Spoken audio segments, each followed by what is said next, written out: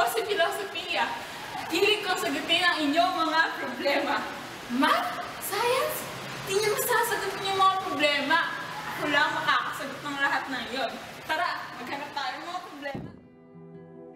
Well, you only need the light when it's burning low. Only miss the sun when it starts to snow. Only know you love her when you let her go. Parang dati lang andyan pa siya. Makain pa kami ng fish ball. Pero alam ko naman babalik siya. Nangako siya. Sabi na hindi niya ako iiwan. Babalik siya. Wala pa naman nagbabago eh. Pwede ba yan? One more chance. Starting over again.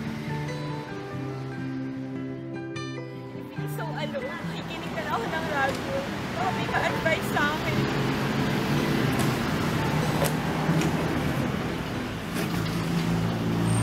Ayan, magandang araw mga friends. Konting paalala lang. Huwag na mag-move on. Hindi pwedeng forever kang aasa na babalik siya. Sabi nga ni Heraclitus, everything is changing constantly. Pero, life goes on. People come and go. Di pa katapusan ng mundo, ate. Kaya, laban lang. Go, ate. Nasa UP nga ako, ang dami namang bawal. Bawal mag-board, bawal mag-boyfriend, bawal pumunta mag-isa, bawal mag-shorts, bawal gabigin.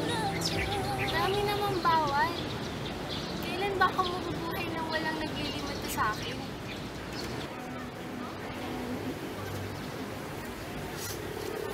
Ano kaya to? From Filosofia?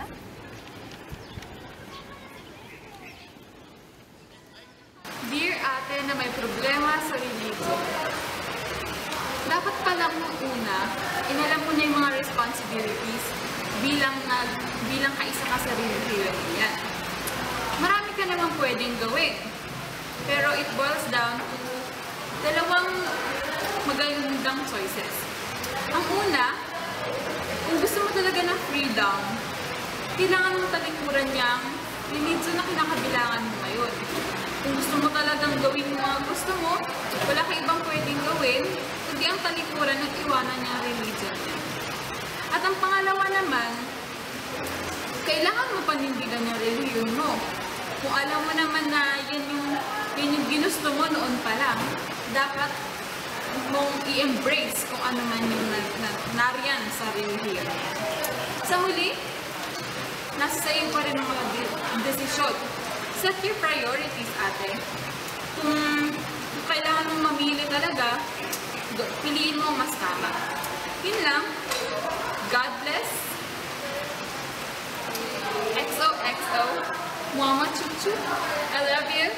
Philosophy. Hello? Makikipag-inuman ka na naman? Anong sasabihin ko sa mga magulang mo?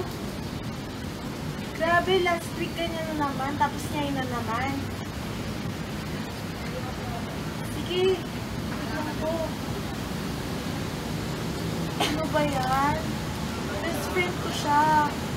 Sasabihin ko ba sa parents niya, condition niya? Baka mag-away kami. Ano mangyayari? Ay, may notification ako sa Facebook.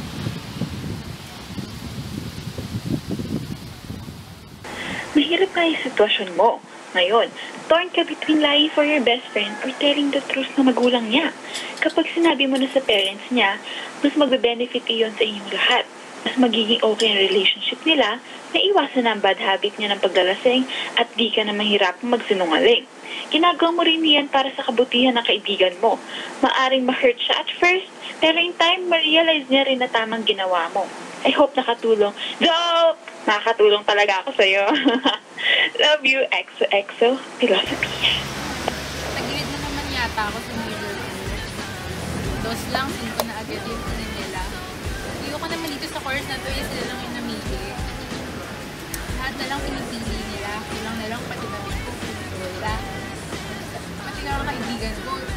Sila pa yung minili. Iba naman po. Hoy! Alam mo ba, kailangan ma-realize ng parents mo na hindi ka perfectong tao, na kailangan ka nilang tanggapin bilang ikaw, kahit marami kang imperfections. Tsaka, pwede ka rin naman maging ideal daughter kahit hindi mo magagawa lahat yan. Kasi nga, walang perfect.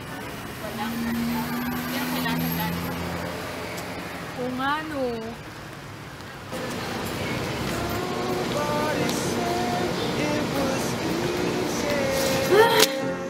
Ayan.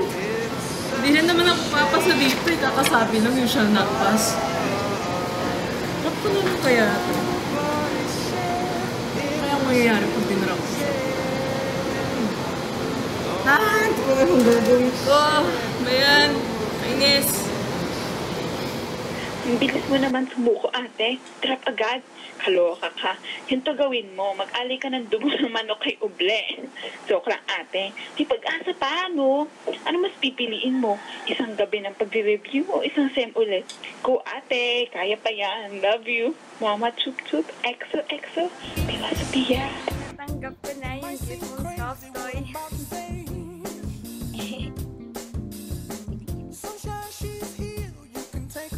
Tit? Okay. Sige, magbibihis lang ako. Love you! Ngayon ko lang na-realize, kaya ko pa rin naman mabuhay na masaya kahit madami akong restrictions dahil sa religion. Life is what you make it, sabi nga nila. Kaya dapat, enjoy lang. Kaya natin sila nag-expect na maging perfect